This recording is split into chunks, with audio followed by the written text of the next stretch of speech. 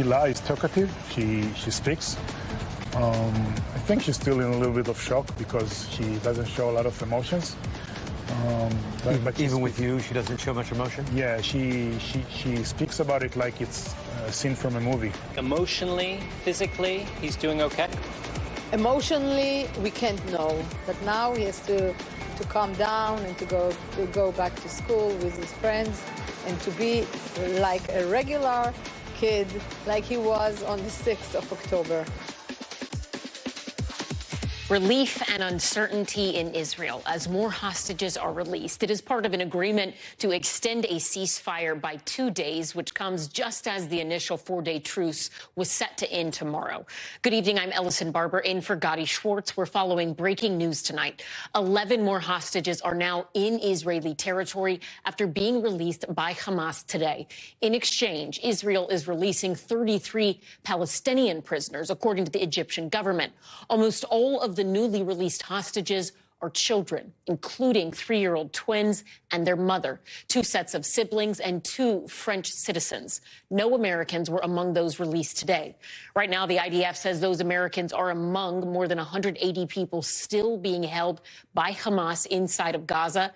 The total number of people released is now at 69. That includes Israelis and foreign nationals. Among the freed Israelis over the weekend is an 84-year-old who medical officials say is now in critical condition. Earlier on MSNBC, a doctor charged with looking after the hostages described how that great-grandmother was treated while she was in captivity. Watch. She was neglected for weeks. She came hypothermic without complete conscious, and now she's ventilated. She had lice, and she had wounds all over her. She probably were happened when she was drugged somehow, like a sack of potatoes. NBC News correspondent David Noriega joins me now from Tel Aviv. David, the group that was released today, they were all abducted from the same community, kibbutz near Oz. Most of them are children. What can you tell us about their condition as we know it tonight? That's right, Ellison. 11 hostages, most of them children, including a pair of twins just 3 years old. We know that they're safely in Israeli territory. We know that once they are transferred to the custody of the Israeli authorities, they undergo preliminary medical screenings. And once they are in Israeli hospitals, they undergo more extensive medical and psychological treatment. That will be happening overnight. And by tomorrow, we should have more information about their condition. Ellison? David, there are, of course, other hostages still being held inside of Gaza, among them some Americans. National Security Council spokesperson John Kirby was asked earlier about the American hostages. Let me play some of what he had to say, and then we'll talk right after. We don't really know until you get into the end game who's going to be actually on that list. And then even then, you got to watch closely to seeing if who's on the list is the folks that actually come out. So we're watching and hoping. Talk to us about the latest ceasefire extension. What do we know? Do negotiators think it could extend even further to get more people out? And part of the original deal, when it was just 4 days, it included an agreement to allow the Red Cross to visit hostages still inside of Gaza. Has that happened? Yeah, Ellison, earlier tonight, the Qatari Foreign Ministry, which has played a leading role in brokering this agreement, said that it had managed to get the parts to agree to an extension of the ceasefire of 2 days. That was always baked into the original agreement, the possibility of a day-by-day extension. We have confirmation from the U.S. and from Hamas that the ceasefire will be extended. This will, of course, allow for more humanitarian aid to enter the Strip, and it will allow for further exchanges of hostages for Palestinian prisoners being released from Israeli military jails. As far as the Red Cross being given access to the remaining hostages, you're right, that was a part of the original agreement. Hamas, a member of Hamas senior leadership actually confirmed that to me directly. We have not yet gotten confirmation from the Red Cross itself that it has seen the remaining hostages. That's one of the main questions we're all asking, especially if the ceasefire is extended for another 2 days. Ellison? You mentioned the humanitarian aid. Can you give us a sense of how much has actually gotten in since this ceasefire started, and has it been enough to actually make any sort of meaningful difference? Right. The Israeli authorities say that around 2,000 trucks have entered since the beginning of the ceasefire. There was a group of 200 trucks that entered today, which included, according to Israel, more than 3,000 tons of shelter equipment. That's tents, blankets, mattresses. This is important, of course, because a large number of dwellings and other structures in Gaza have been leveled. It's getting cold in this part of the world. You know, winter is approaching. What's also significant is that a number of trucks, what we're hearing from the Palestinian Red Crescent is precisely 150 trucks have been able in the last couple of days to enter northern Gaza. That's where the bulk of the Israeli military campaign has been focused. And prior to the cessation in hostilities, really no aid was able to enter northern Gaza. As far as whether it's enough, Allison, you know, every time we hear from the Palestinian Red Crescent about the aid they're distributing, they always make a point of saying that it's not enough, just given the scale of the devastation and the suffering. That said, for the people receiving this aid, it can make the difference between life and death. David, as you are talking to contacts and sources, be it people associated with Hamas or families inside of Gaza, and also people on the Israeli side, what is the thing that you are paying closest attention to in the coming days? Yeah, a couple of things, Allison. I mean, first of all, it's just the lived experience of the hostages who have been released. So many of them are children, such young children who have undergone experiences that I think for most of us are unimaginable. There's also the fact that a lot of hostages are left behind, including a lot of family members of those people who have been released. For example, we know of several families where mothers and children were released, but fathers were left behind. I am hoping in the next few days to speak to some of the loved ones of those people who are still in Gaza, including answering the same question you asked me earlier about whether the Red Cross has gotten access to those remaining hostages, what we know about their condition. You know, there's also the Palestinian side of the story. I was just in the occupied West Bank for a few days. A lot of the prisoners being released are describing troubling conditions in the Israeli military prisons that they were held in. And we're also hearing reports from sources in the West Bank, including an organization that represents prisoners and their families, that more people are getting arrested every day. The situation in the West Bank is very tense, and I think it's entirely likely that it could get even more tense. And that's something that will have implications for this larger conflict and for the ceasefire agreement. Lastly, Ellison, before I leave you, I'll just say we're all looking forward to when, I shouldn't say looking forward, we're all looking ahead to when this ceasefire ends, because we have heard from both Israel and Hamas that the ceasefire is in fact temporary, and as long as the larger conflict remains, we can expect hostilities to continue in the Gaza Strip. Allison? All right, David Noriega, we're going to have a closer look at what's happening in the West Bank in just a minute, but thank you so much for your wonderful and comprehensive reporting. We really appreciate it. So families in the West Bank, they are rejoicing tonight as well, as dozens of recently imprisoned Palestinians are reunited with their loved ones. There, that is a mother yelling, Habibi, Habibi. In Arabic, it means my love, my love. Her young son there kissing her feet, a cultural sign of respect. Those celebrations are continuing all throughout the West Bank. With this deal, roughly 150 people are expected to be released from Israeli prisons, many of whom are minors. Yesterday, Dominic Waghorn with Sky News spoke to some of those newly released Palestinians. We've seen Israel's hostages coming home in a blaze of coverage, but not Palestinian prisoners returning to East Jerusalem as part of the truce. Oh, we come to speak to the family of the prisoners. Not now. The Israeli police won't allow it. We need a taxi, though, to get home. I don't think so. So we can carry on. Please. The Israelis have banned Palestinians from celebrating the homecoming of their prisoners, and they're threatening them with hefty fines if they do so. We've just tried to talk to the families of some of them coming home tonight, but we've been moved back here by the police. We tried another home, filming from a distance. Once police had moved on, we found the Abu Ghanem family, welcoming back their 17-year-old son, who'd been held for a year without conviction for throwing stones. Prison was humiliating, and they came in and beat us ever since the war began, and we were treated like dogs. It's a gift from God. It's as if it's a miracle. The longest-serving prisoner to be released so far is Sharuk Dwayat, convicted 8 years ago for allegedly stabbing 2 Israelis. Sharouk is back now with her family in East Jerusalem. She says she'll train to be a lawyer to help those left in jail, though she's worried the Israelis might come for her again.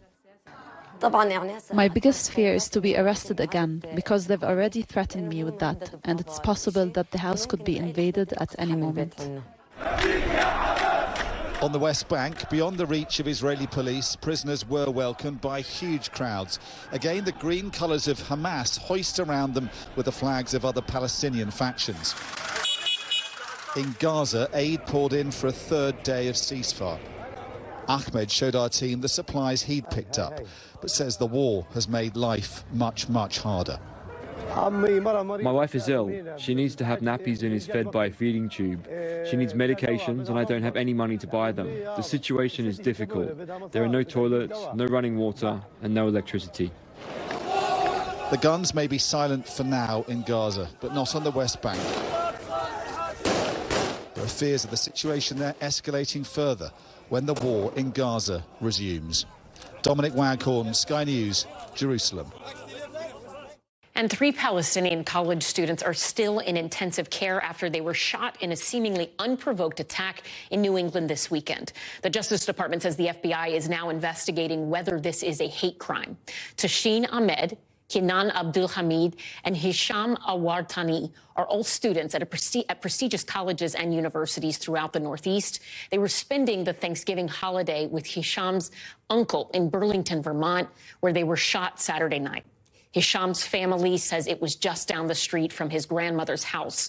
The suspect in the shooting, 48-year-old Jason Eaton, pleaded not guilty to 3 counts of attempted murder today. When a federal agent contacted him at his apartment, Eaton reportedly told him, quote, "I've been waiting for you." While the feds investigate the shooting as a hate crime, both the Burlington police and the victim's families say they suspect this is the case. The boys were wearing their keffiyehs, walking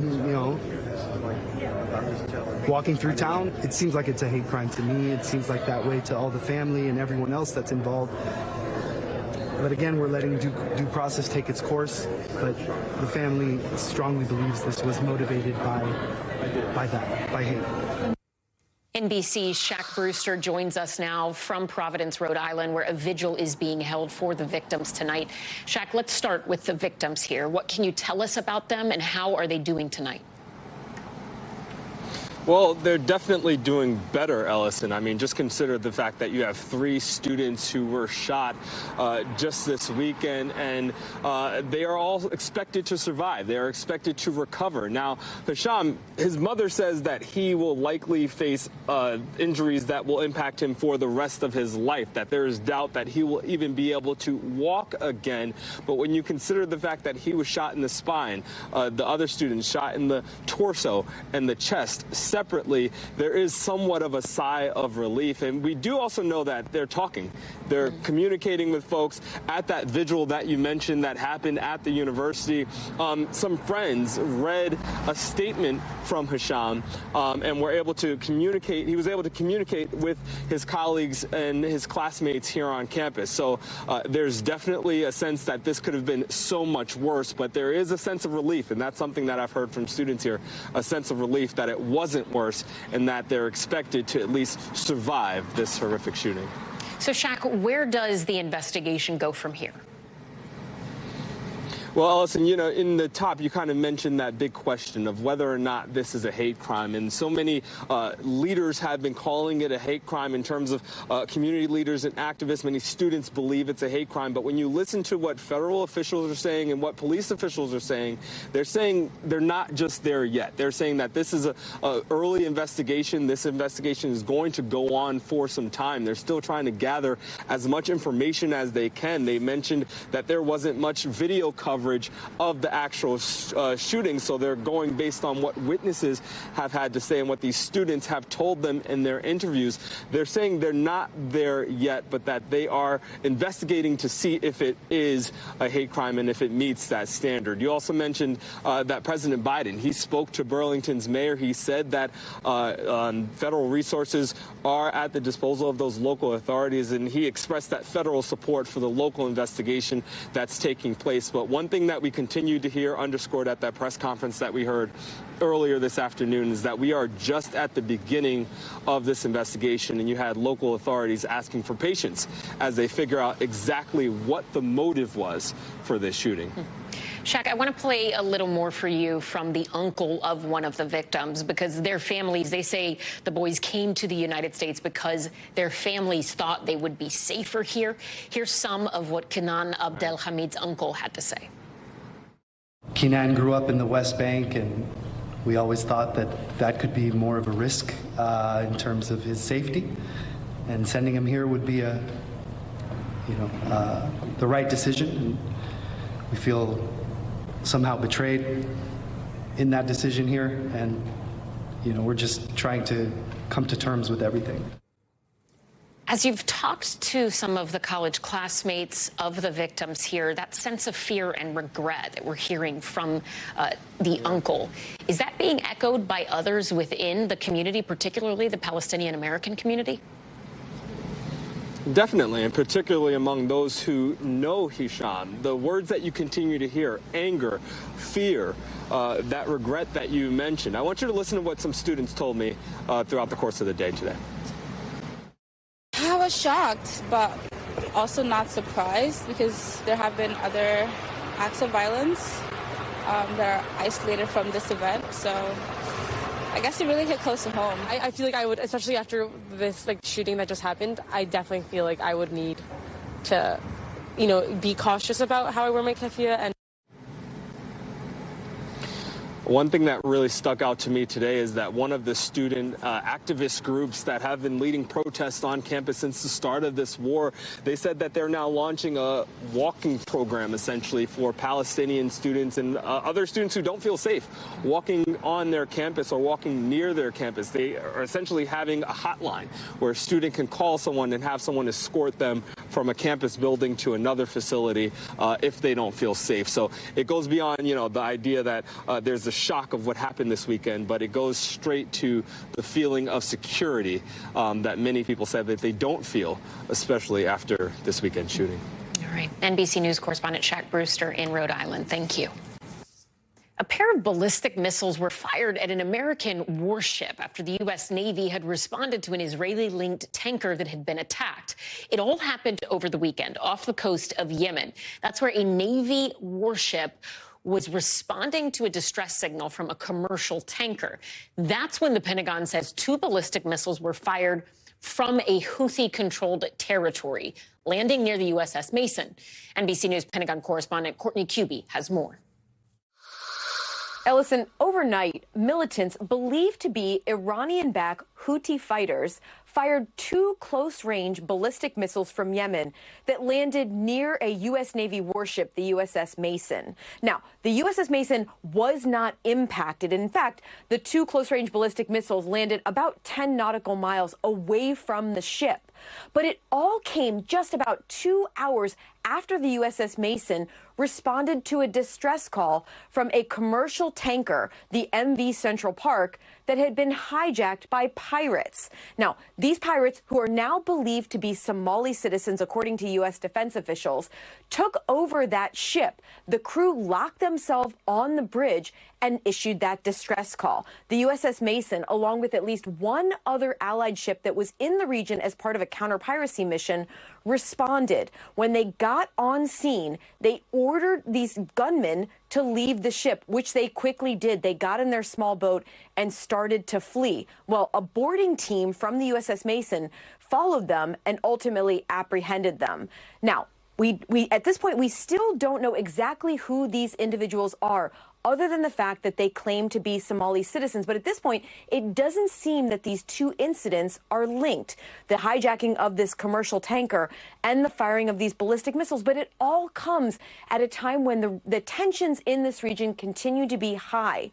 Now, Houthi fighters in Yemen have shown more aggressive behavior in recent weeks, and they have shown increasingly escalatory capabilities with the firing of these missiles, with drones that they have launched out of Yemen.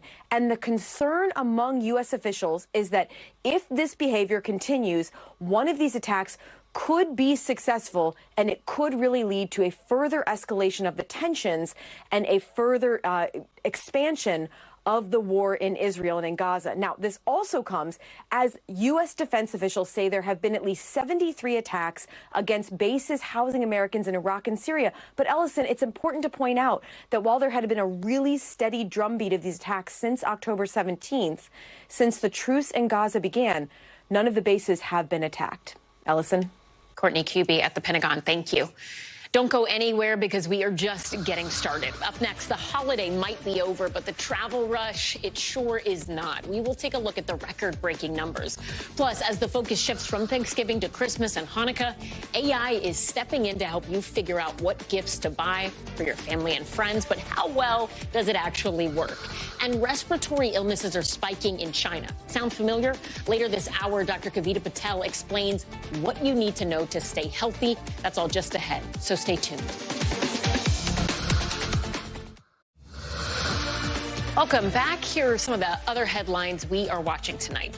A 15-year-old is facing a first-degree murder charge after fatally shooting a homeless man in the face. It happened Wednesday afternoon, just 40 miles northwest of Philadelphia. Officials say Thomas Nearose sought out 39-year-old Jeremiah Hawkins before they started arguing. Several witnesses told police they heard the teen accuse Hawkins of sexual assault. Nearose is currently being held without bail and has a preliminary hearing on Thursday. And a 17-year-old suspect escaped jail for the second time. This time, he's on the loose with another teenage suspect, a teenage who had been accused of murder.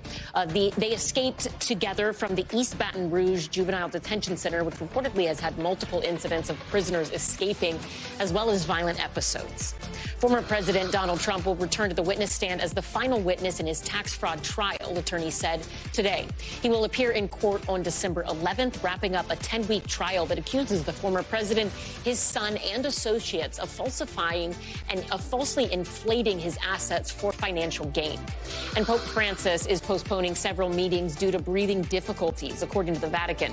They say the Pope does not have pneumonia, but doctors are treating him for lung inflammation and did insert an IV to give him antibiotics for that.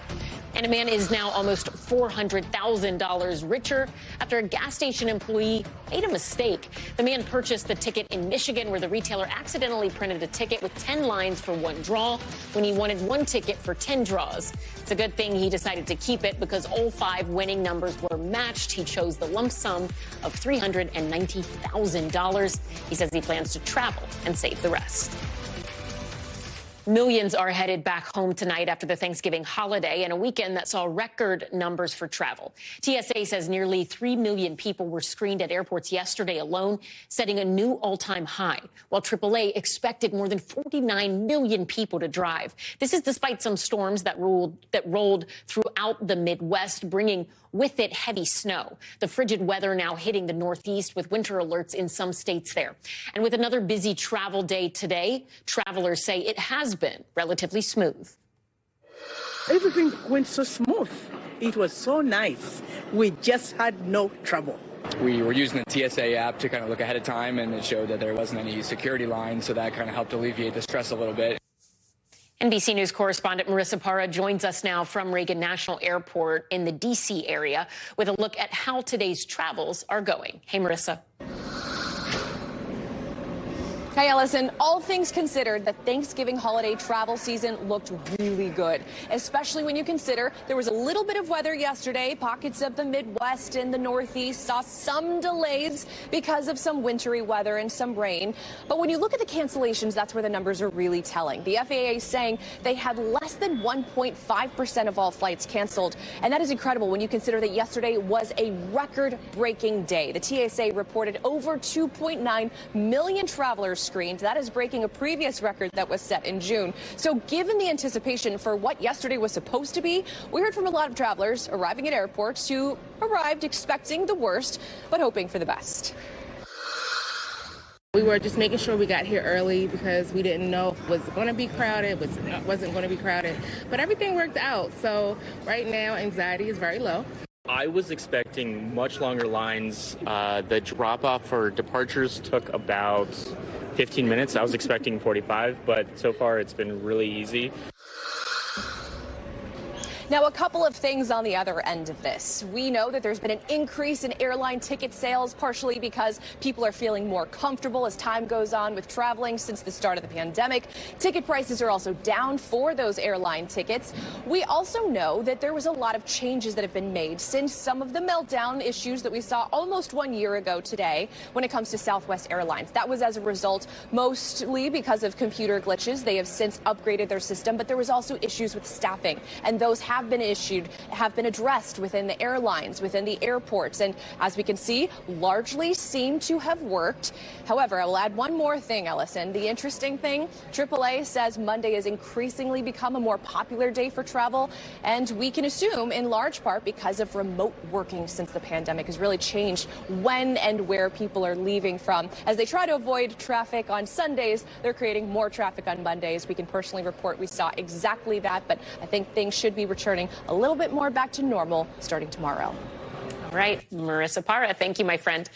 The cold, stormy weather that started over the weekend is sticking around, at least for a couple more days. The Northeast and Great Lakes region, they are getting the brunt of it right now. Look at all of this snow. This is Pennsylvania today. Parts of the state are under a lake effect snow warning. Same situation in western New York. More than a foot of snow is expected to fall there as the night goes on. The governor is urging people to be extra careful if traveling through the impacted areas. And with temperatures below average for this time of year, various winter alerts are in effect in other states. NBC News meteorologist Bill Cairns joins us now with how the rest of the week is looking. Bill? Well, good evening to you, Ellison. And the cold air has finally arrived. We haven't had many cold shots so far this fall, but this one is significant, especially when if you're out there in the wind. You know, now that the sun has set everywhere, that we got some snow squalls out there, it's not a pretty scene to be driving around or just to be outside in. Look at International Falls, negative wind chill values in northern Minnesota. So that's the cold Canadian air spilling in, and that's what's going to trigger all of our lake effect snow over the next 2 days. You know, the lakes still don't have ice on them, and when you have air this cold flowing over the top of them, you're going to get, you know, the clouds forming, and then you're going to get the snow forming. So that's the lake effect snow band that is now set up over Lake Erie. That's one of the heavier ones. Driving just south from Buffalo southwards is not a fun drive. Some very low visibility. Also, off of Lake Ontario, north of Syracuse, a pretty strong band. So this is very typical for this time of year. This is when we get some really hefty totals occasionally. And this one doesn't look historic, but very significant, especially in areas south of Buffalo and in the Tug Hill Plateau. Other areas in Michigan, you will get some snow and be in some snow squalls, and roads will be very slippery overnight. But that really heavy stuff, Tug Hill Plateau, north of Syracuse, up to 3 feet possible. And we could get 1 to 2 feet, especially areas just south of Buffalo, late tonight and early tomorrow morning. So how long does this chill last for? Well, definitely going to be with us on Tuesday. And it's not just the Northeast. I mean, 50 in Atlanta is much colder than it should be this time of year. Even North Florida is going to be much colder than it should be. But there's no reinforcing cold shot behind this. So temperatures are going to begin to rebound. So Wednesday morning is kind of the coldest, and then by the time we get towards Thursday, Friday, Saturday, it warms up. Richmond gets near 60, Charlotte 64 on Saturday, New York City 53 degrees, and even the Great Lakes will be back up into the warmer temperature. So it's not long lasting. And if anyone wants a silver lining and they're not ready for winter yet, the beginning of December from coast to coast almost looks above average and warmer than normal. The only below average areas looks to be in the Four Corner region. And as far as precipitation goes, unfortunately, it does look like a big wet weather pattern as we go through the beginning of December. So not good for you ski lovers hoping for snow. It looks like a big rainstorm or two, and also in the Pacific Northwest, Allison. So snow lovers, be patient. It's going to be a while. Not quite yet. Bill Cairns, thank you. Coming up, a teenager is being hailed a hero after her quick thinking saved a 3-year-old who was drowning on Thanksgiving. The scary moment and the miraculous rescue caught on camera.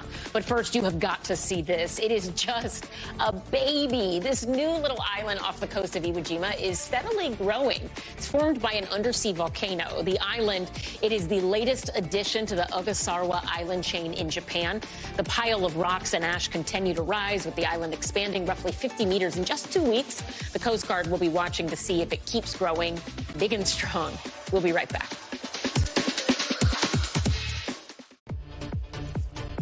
Welcome back. Here are some of the stories happening out west that we're following.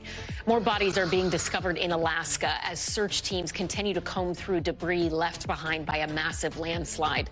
The latest being an 11-year-old girl named Kara Heller.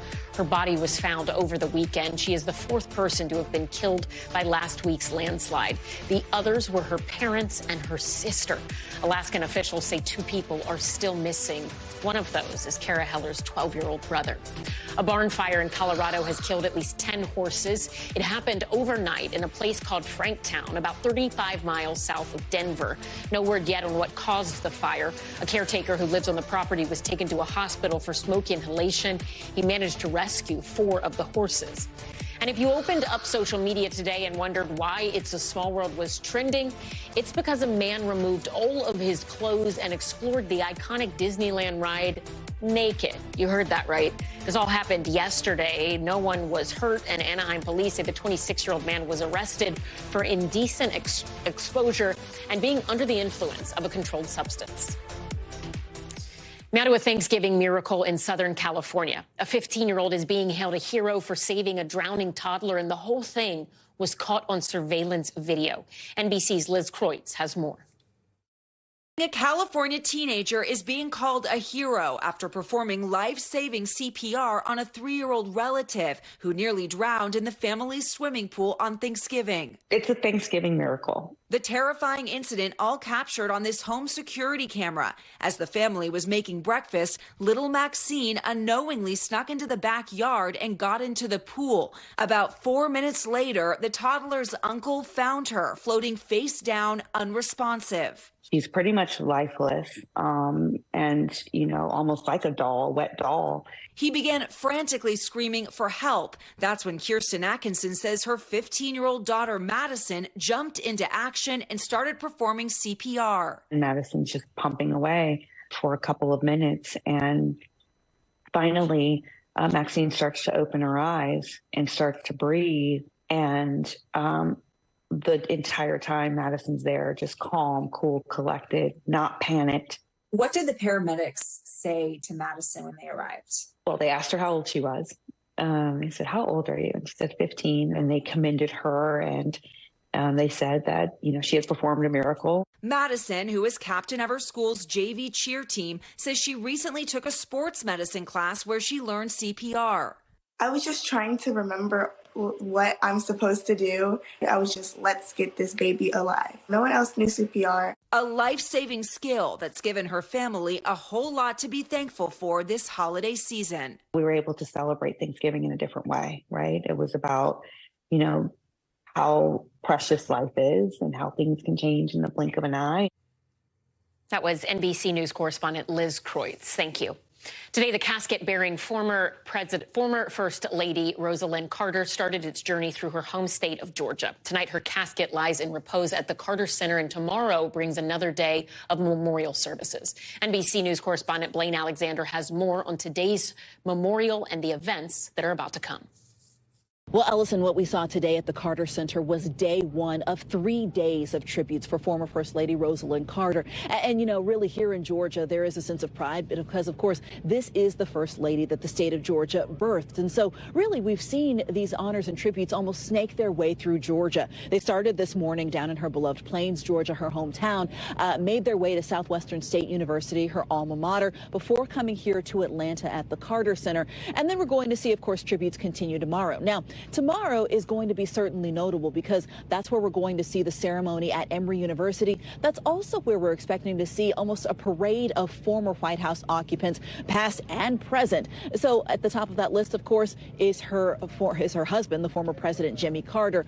A source tells me that he is currently in Atlanta. The Carter Center says he's expected to make an appearance tomorrow at that ceremony. In addition to, of course, former President Carter, we're expecting to see President Biden, the First Lady, along with former President Clinton, former First Lady Hillary Clinton, as well as Michelle Obama, Laura Bush, and Melania Trump. All of them are expected to come out and pay their tributes to the former First Lady. Then, of course, Ellison, on day 3, she's going to head back down to Plains, Georgia, where there will be another ceremony, and she will ultimately be laid to rest. Ellison. Blaine Alexander, thank you. And in northern China, some hospitals are dealing with an uptick in respiratory illnesses, mostly in children.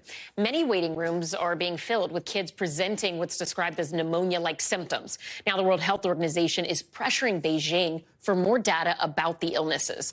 NBC News medical contributor Dr. Kavita Patel joins us now. Okay, so I feel like a lot of people are hearing headlines and snippets, and they're immediately thinking back to 2020 in this country. I mean, we can show some of the headlines. Some of the headlines actually look scarily similar if you're just looking at the headlines, but there's more here than what meets the eye, right? Is this something that people should say, okay, whoa, 2020, that's what's happening again, or should they pump the brakes a bit? Yeah, Ellison, so the good news is that this is not 2020. So first take that away. And what they found in China and working with Chinese health officials is that these are viruses that we actually went through when we kind of came out of like the worst of COVID, RSV, flu, other common cold viruses, and then some of these pneumonias are caused by bacteria that are also relatively common, especially in children and in some adults. So the good news is this is actually what we saw a year ago. Remember the triple-demic, and then we talked about it? This is what China's going through because they had pretty strict lockdowns and just came out of those.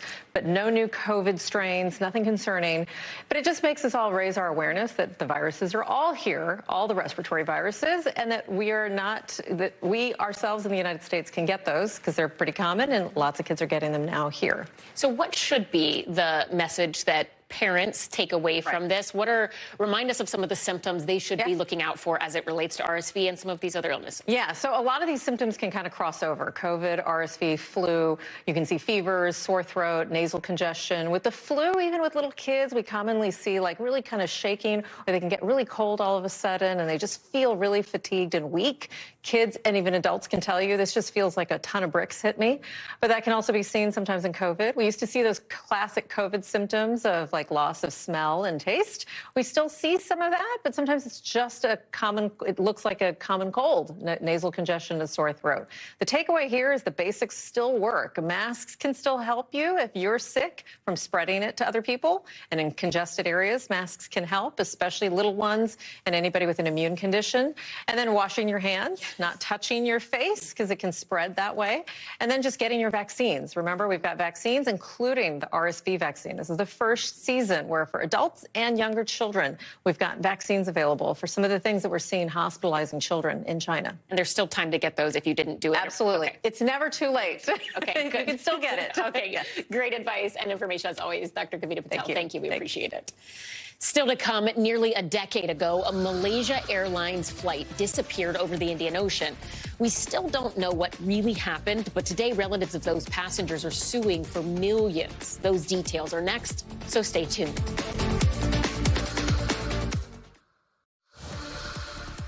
Welcome back. Let's take a quick look around the world. The rescue operation to save 41 construction workers trapped since November 12th continues in India. Efforts to drill a passage have faced major setbacks. Now rescuers are resorting to a new plan they call rat mole mining, given its name due to its similarities to rats navigating tight spaces. Officials hope it will have greater success than previous rescue efforts.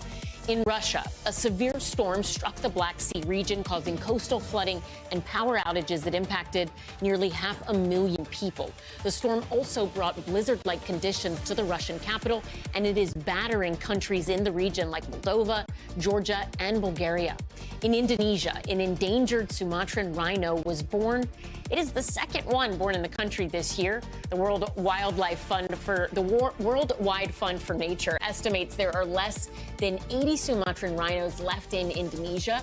Poaching and climate change have brought these rhinos to the brink of extinction. And New Zealand appears to have given up on the country's law to ban smoking for future generations. In 2022, the country passed a law to stop people born after January 2008 from ever being able to legally buy cigarettes.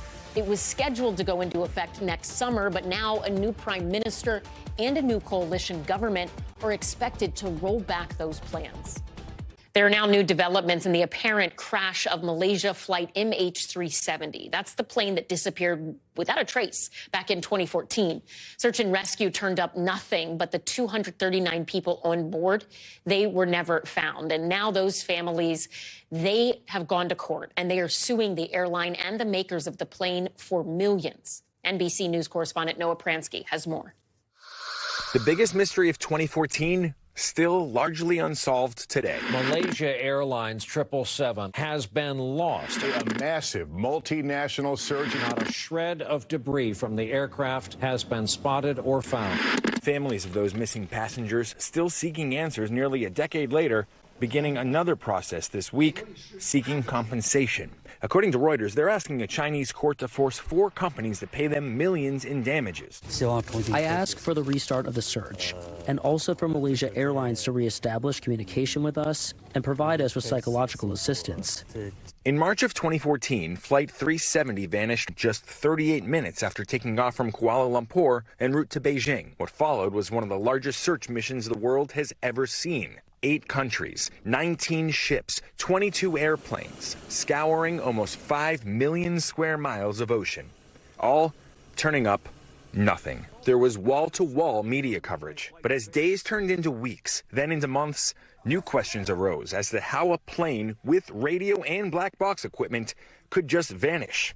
Social media then stoked the flames of conspiracy, including one discredited theory the plane safely landed at a secret location. But officials were unconvinced. All 239 of the passengers and crew are presumed to have lost their lives. And every few months after that, another piece of debris, believed to be from Flight 370, would wash up along the coast of Africa and various islands. Now, nearly a decade after the disappearance, the first semblance of any good news for the families involved. It has been about 10 years that the court finally opened the case, which we think is a relief and a turning point.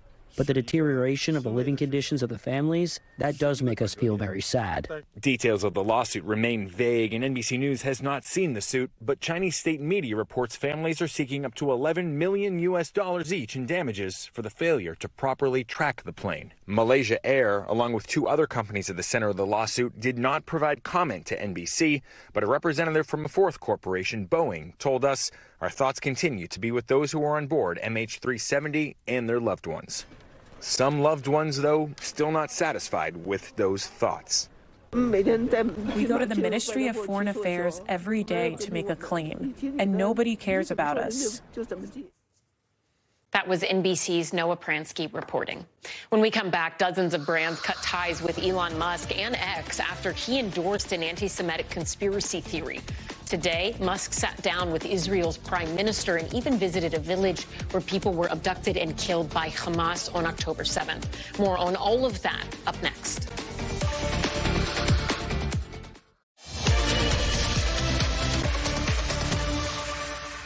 Elon Musk in Israel today, meeting with the country's president and prime minister. The visit comes just over a week after he seemed to endorse an anti-Semitic conspiracy theory on X, the social media site that he owns. Today, Musk toured the ruins of houses in a kibbutz attacked on October 7th. The Israeli government says they showed him, quote, evidence of the atrocities committed by Hamas. The visit seems to be aimed at silencing some of the backlash from Musk, calling that anti-Semitic post on X, quote, the actual truth. Since then, a number of big companies, including the likes of Apple and Disney, they have stopped advertising on his social media platform. And if the exodus continues, the company formerly known as Twitter could lose as much as $75 million in ad revenue by the end of this year. Back in May, Elon Musk was interviewed on CNBC, and he was asked about giving credence to anti-Semitic conspiracy theories. This is part of that conversation. People today saying he's an anti-Semite. I don't think you are. No, I'm definitely not. I'm like a pro-Semite, if anything. I believe that probably is the case. Yes. But why would you even introduce the idea then? I'll say what I want to say, and if the consequence of that is losing money, so be it. NBC News technology correspondent Jake Ward joins me now. Jake, is this part of an apology tour by Elon Musk? Break down for us what the motivation is behind this visit to Israel. Is it something he decided to do on his own, or was there pressure for him to do it? I mean, certainly he's been feeling incredible pressure, Ellison, right? I mean, since he posted on his own platform that seeming endorsement of an anti-Semitic conspiracy theory, he has been reeling in terms of a public relations problem, right? You've got advertiser after advertiser announcing they will not advertise on the platform. You have the White House denouncing him specifically, and he's been trying to defend himself. He's been posting, you know, that his words were misconstrued and that he's all about just bringing prosperity to everyone, but that doesn't seem to have been enough. So this seems to have been an effort to rehabilitate his image, and specifically with the Jewish community. So he goes to Israel and gets this absolute, you know, state leader level tour. I mean, Ellison, you were there on the ground for weeks. You know how incredibly complicated it would be to get the prime minister on the ground, walking around one of the kibbutzim that were attacked on October 7th with his full security detail. I mean, just the logistics alone are mind-boggling. And so, you know, he gets the red carpet rolled out for him, wanders around, and at the end of it, he wound up not only saying to President Isaac Herzog that he saw that there was no choice but to kill the people responsible for these murders, so sort of weighing into the geopolitics here. He then said on X, he posted, "Actions speak louder than words," seeming to triumph here in what he perceives as a rehabilitation of his image with this trip to Israel, Ellison. Two more questions for you, Jake. One, did he explicitly apologize at any point for the tweets that he'd sent that were largely panned and considered anti-Semitic? And in terms of Prime Minister Netanyahu going on this tour, as you said, it is logistically challenging for anyone to get to these places right now, certainly a logistical challenge for someone like Prime Minister Netanyahu. What does he get out of this? Well, so to your first question, the prime minister did not mention Elon Musk's behavior on his platform, and certainly Elon Musk did not bring it up. In his sit-down with the president, Isaac Herzog, President Herzog did mention Elon Musk's responsibility to hold himself to a certain standard on his own platform, but that's about as far as it got. Now, why are these two, why are the two top political figures of Israel sitting down with this guy? Well, in part, it is not just because he is the CEO of X. He's also the CEO of Starlink, right? The world's largest satellite communications constellation, more than 4,300 satellites in the sky, making possible, a high bandwidth connection that has facilitated all sorts of other parts of the world's internet, not least Ukraine, which tried to use Starlink as a way of targeting in on Russian naval forces at one point. And you'll recall that Elon Musk pulled the plug on that. In this case, we saw a post on X come out from the Minister of Communications under Netanyahu, Shlomo Karhai, in which he wrote, as a result of this significant agreement, he got to sit down with Elon Musk and make an agreement with him. He said Starlink satellite units can only be operated in Israel with the approval of the Israeli Ministry of Communications, including the Gaza Strip. I don't have to tell you, Ellison, just how significant it is that now there is no chance, according to this agreement, that Starlink will facilitate the connection of Gazans to the rest of the world, right? There's been this blockade of not just food and water and electricity, but of course of any sort of communication. Starlink would have been a way to get around that, but according to this agreement, that won't be the case anymore. So you have here these very powerful people coming together, and the strange part, of course, is that one of them happens to be the CEO of one company, gets in trouble there, and is now intertwining his other company, Starlink, in this situation in the Middle East. And so very complicated there, but very much you see the Prime Minister Netanyahu and Elon Musk very much getting something out of this very strange gathering in Israel today, Ellison. All right, Jake Ward, thank you. We appreciate it. Today's Cyber Monday is set to shatter records, with online shoppers expected to spend over $12 billion. But the holiday shopping spree is not over yet. In fact, it is really just getting started, and artificial intelligence is being used more than ever before. From helping you narrow down choices to getting stuff to you faster, AI is revolutionizing holiday shopping one gift at a time. NBC News business and data reporter Brian Chung has this story. This is the way we used to shop for the holidays. Did you get it, Mom? What? The Sears Wish Book. Now it's all about smart shopping, which has gotten a lot smarter thanks to artificial intelligence, or AI. Amazon introducing AI-generated summaries of product reviews, BJ's Wholesale Club rolling out autonomous robots to analyze inventory levels and pricing. Tally is an amazing robot. And Google announced a new AI-based search feature this month where you can ask it to generate an image of what you want and shop something similar. This is the first holiday where generative AI is part of the larger conversation. And malls, they can be pretty dizzying. When it comes to being at the mall, there are issues like, for example, you don't know what to get your loved ones. And once you do, you don't know where in the mall to find it. Well, some places are using artificial intelligence and trying to answer both of those things. What have you seen in terms of the ways that people are engaging in person at malls like this one? We're just about using the latest in modern technology to make the shopping experience easier and fun.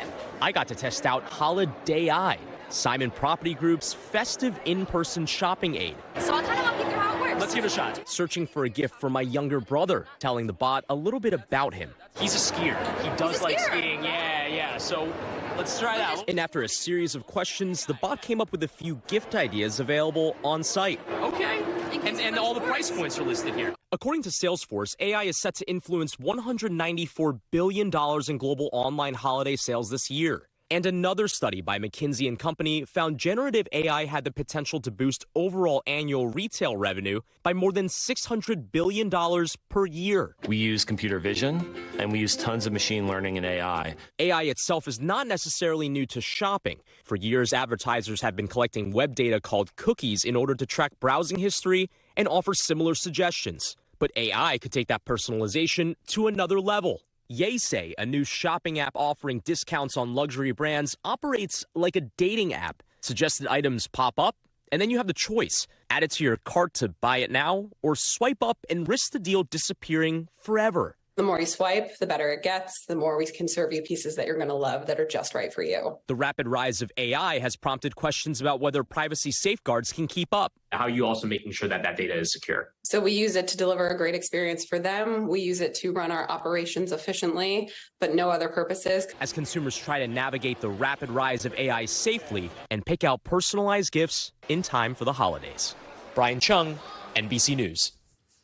That does it for us tonight. I'm Ellison Barber. We'll see you tomorrow, but until then, stay tuned now. Thanks for watching. Stay updated about breaking news and top stories on the NBC News app or follow us on social media.